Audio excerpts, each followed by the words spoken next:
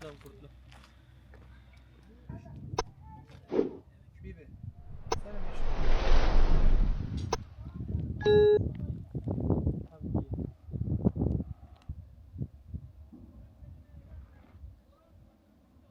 Bizim bu evlere haberciler gelmiş. Bu sefer onu almak kalktı gidip beraber. Biz 40 kilo uğraşsak böyle otamaz.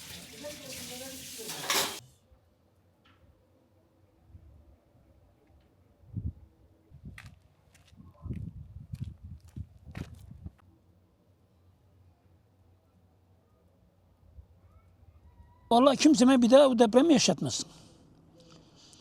Ay şükür devlet bize kucak açtı, el açtı. Evlerimiz de yapıldı, şu an oturuyor. Şu an Allah devletimizden bir daha bin defa razı olsun. Moralim bozuldu. Niye? Bozacağım bir şey yok, haberi evlenmiş. Evlerimize memnunuz, çok güzel. Allah devletimize zarar ziyan vermesin.